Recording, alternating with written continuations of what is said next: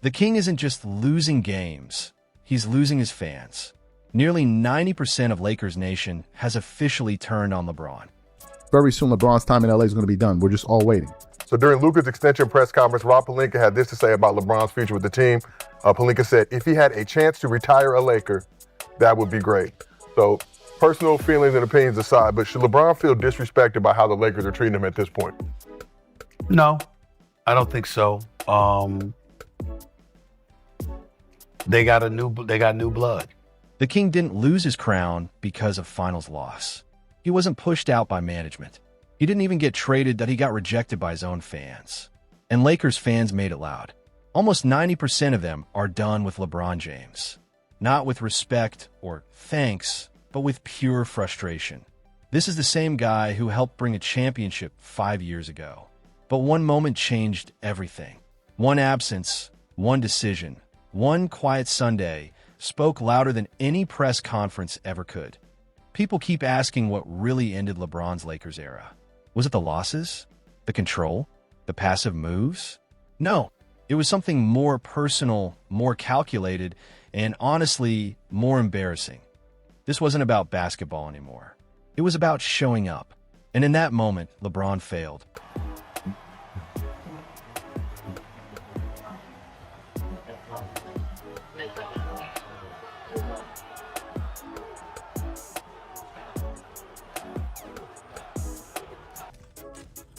Everybody good? Yep.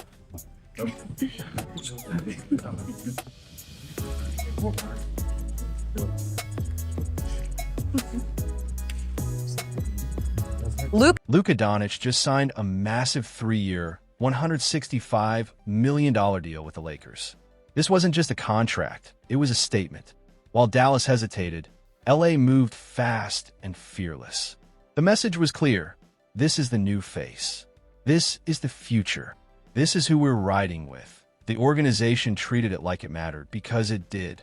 Cameras were rolling, narratives were shifting, history was being made. JJ Redick was there. Rob Pelinka smiled like he'd just made the perfect move. DeAndre Ayton showed up in his new jersey. Marcus Smart was there too. No confusion, no excuses, just respect for the moment. Even rookie Dalton Connect, who barely unpacked his bags, made sure he was part of it. But the one person everyone expected to be there, the leader, the veteran, number 23, was gone. No seat, no appearance, no acknowledgement. And before anyone tries to make excuses, think about this. LeBron posted from the golf course like nothing important was happening. That choice said everything. The torch wasn't passed, it was dropped. Lakers fans noticed immediately. He didn't just skip Luka's moment. He made sure everyone knew what he was doing instead. He could have stayed quiet. He could have let the moment belong to the future of the franchise.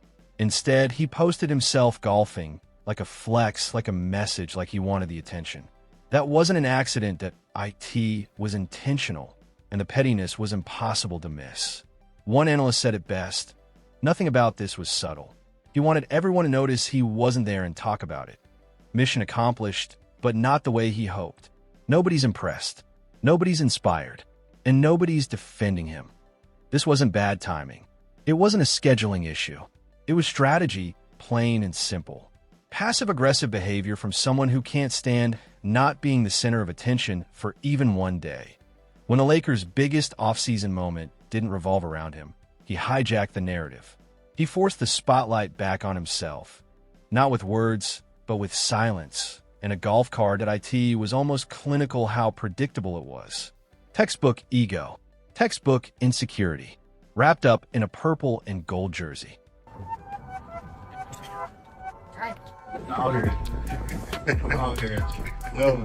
Great Sunday, great Sunday. Great Sunday, great Sunday. And here's the thing.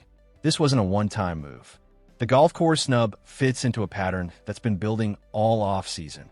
The workout photos with Clippers logos casually in the background. The cryptic posts meant to spark rumors. The awkward silence during Summer League when questions came up. None of this is random. None of it is coincidence. A Lakers insider put it bluntly. This is immature, ego-driven, borderline narcissistic behavior. And that's not just fan rage. That's someone inside the building speaking. The The psychology is both fascinating and uncomfortable. We're watching a player who struggles when attention shifts away from him, even slightly. Think about it. When has LeBron ever truly celebrated a teammate's rise without making it about himself? When has he accepted a secondary role gracefully? The honest answer is never. In his world, there's LeBron first, and then everyone else. Around Los Angeles, fans are fed up. The LeBron era never became what was promised. Yes, there was a championship in 2020, but that feels like a lifetime ago. Everything since has been noise, drama, and distractions that never end.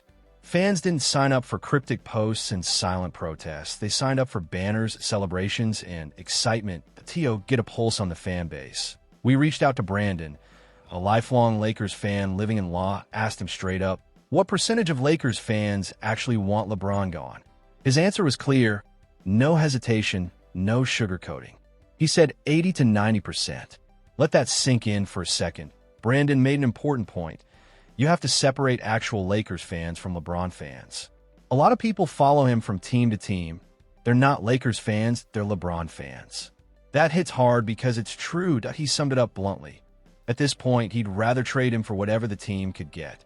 And here's the ugly part. Nobody's lining up. The Cleveland rumors? Just mid-level exception talk. Nobody's paying $40 million for a 41-year-old superstar. Not the Cavs, not anyone. For real Lakers fans. The ones who lived purple and gold long before LeBron arrived and will be there long after. Brandon says it's closer to 90% who want him gone. This isn't a small, vocal minority. It's a full-blown revolt. And what this really exposes is something bigger. The power struggle inside the Lakers organization. It's getting harder to hide by the day. For years, LeBron didn't just play for the Lakers. He ran the whole operation.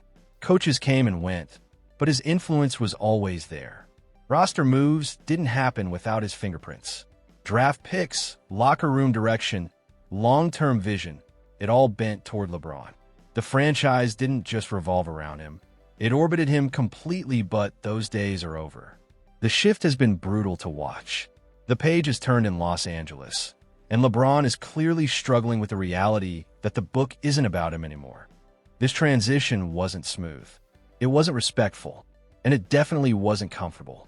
For the first time, the Lakers didn't ask for his permission. Luka Doncic isn't just the new star. He's acting like the guy in charge. He's shaping the roster, reaching out to Marcus Smart, bringing in DeAndre Ayton, holding dinner meetings, and building real relationships. He's setting the tone for what this team is becoming. Meanwhile, one guy is posting stories and staying quiet online. The other is laying the foundation for the future. And that's what's really bothering LeBron. It's not the roster. It's not the fans. It's not the media. It's the loss of control.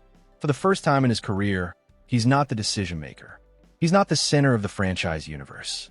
The Lakers are officially building around Luka, and LeBron is being nudged into a supporting role. And here's the hard truth. People with narcissistic tendencies don't handle that shift well. They don't self-reflect. They don't admit mistakes. They don't say, maybe it's time. As one analyst put it bluntly, someone like that simply can't. Obviously, for myself, I want to do whatever it takes to help our team win, and I haven't been able to do that the last two. LeBron genuinely believes he's the one being wronged.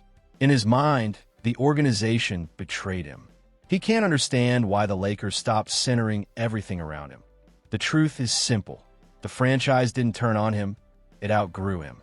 In his own head, LeBron is still the king, and everyone else is either blind or ungrateful for not seeing it. That's the fantasy he's holding on to. But reality in Los Angeles has moved on fast, and it's a lot colder than his self-image allows. The Lakers front office didn't make an emotional choice. They made a business decision. Jeannie Buss and Rob Pelinka looked at the future and chose youth, hunger, and someone who actually wants to build something here. That LeBron represents the past. Luka Doncic represents the future. It's really that simple and that brutal. The organization isn't confused, they're committed. And that's what hurts the most. But the most damaging part isn't contracts or power struggles. It's what LeBron's behavior says about his relationship with his teammates. Missing Luka's extension announcement wasn't a quiet absence. It was a loud insult. Not just to the front office, but to the guy he's supposed to battle alongside for 82 games. Imagine Luka's perspective. You just locked in your future. You've tied yourself to the city, the franchise, the pressure, everything. Your teammates show up. Coaches are there. Executives are front and center. Cameras are flashing. And the so-called veteran leader? He's nowhere to be seen, posting from the golf course like it's just another Sunday. That's not leadership, that's undermining. That's sending a message without saying a word. One commentator put it bluntly. It's such an insult to Luka Doncic, the guy you're supposed to go to war with for 82 games. It's an insult to him and the teammates who are supposed to have his back. And it exposes something deeper about LeBron's character. When the spotlight shifts away from him, even slightly, his response isn't grace or support. It's pettiness. He doesn't celebrate someone else's moment because, in his mind, their success somehow takes something away from him. And here's the worst part. Luka has done everything right.